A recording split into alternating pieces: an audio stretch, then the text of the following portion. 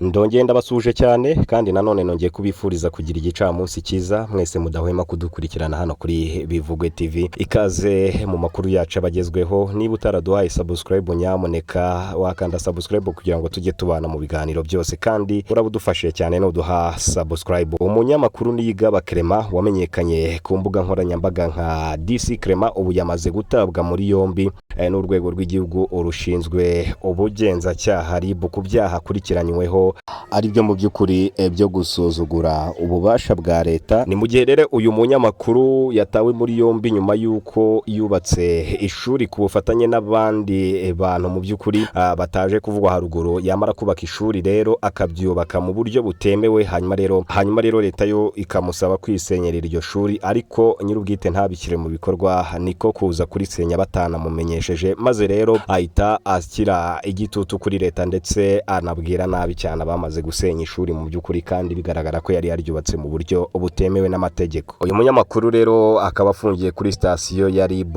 ya Jabana. Umuyobozi w'umujyi wa Kigali Ingabire Immaculée niwe wamaze gutangaza ko mu by'ukuri DC Clement yamaze gutabwa muri yombi n'urwego rw'igihugu rw'ubugenzacyaha RIB, mu gihe rero akurikiranyweho ibi byaha. Mu by'ukuri ni mu gihe uyu mugabo yakunze kugaragara mu bikorwa bitandukanye, nk'aho tumuzi mu gufungura imbuga nkoranyambaga akazigurisha cyangwa se agacuruza imbuga nkoranyambaga ndetse no kuzimanaginga mu by'ukuri. Ndetse uyu DC Clement akaba yarasanzwe akora ku kinyamakuru cya Isibo, kuri radio ya Isibo TV. Ni mu gihe rero ubwo yaramaze gutabwa muri yombi mu by'ukuri urwego rw'igihugu rw'ubugenzacyaha rwahise rutangaza ko bamutaye muri yombi, ndetse n'umuyobozi w'umujyi wa Kigali agahita atangaza ko DC Clement yamaze gutabwa muri yombi atakiri mu maboko ye. Itabwa muri yombi ry'uyu munyamakuru ryamenyekanye mu rukerera rwo kuri uyu munsi. Mu by'ukuri akaba aribwo umuyobozi w'umujyi wa Kigali yatangaje ko mu by'ukuri uyu munyamakuru yamaze gutabwa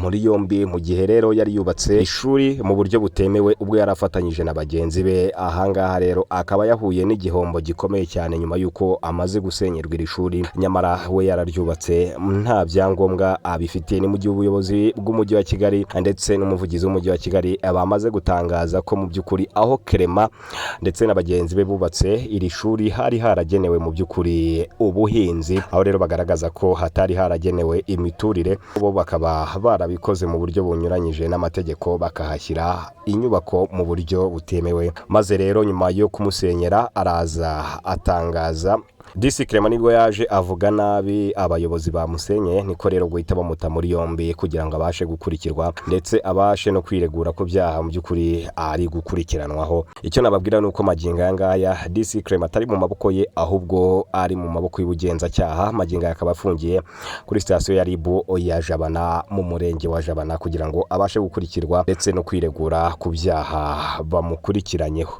Ngayo nguko rero inkuru z'uyu mugabo mwagiye mumubona mu bitangazamakuru byinshi bitandukanye. Uyu mugabo yari afite na YouTube channel mu by'ukuri yari asanzwe akoreraho. Ahangaha rero akaba yaramaze n'igihe gito akoze ubukwe n'umukunzi we. DC Clement rero akaba ari mu bibazo bikomeye cyane ndetse no mu gihombo gikomeye nyuma y'uko asenyewe ibi bikorwa remezo yari yamaze kubaka mu buryo butemewe na leta. Ni mu gihe leta yonyine yatangaje ko yabyubatse mu buryo butemewe ndetse anabyubaka aho bitari biri ngombwa ko bigomba kubakwa, mu gihe batangaje ko aho byubatswe hari hagenewe ubuhinzi. Mu by'ukuri DC Clement we na bagenzi be bakaba bararenze ku mabwiriza ya leta yo kujya gushaka icyangombwa cyo kubaka, akajya kwihesha mu by'ukuri uburenganzira bwo gukora ibyo leta itazi. Ariko leta yo ikaba yatangaje ko mu by'ukuri ahantu hose cyangwa se undi muntu wese wagerageza kubaka aho bitagenewe, leta yo ihita ibibona mu ikoranabuhanga ko aho hantu hari kubakwa kandi mu by'ukuri hataragenewe kubaka. Bagira abantu bose ko bagomba kuba maso, ndetse n'igihe cyose umuntu ashaka kubaka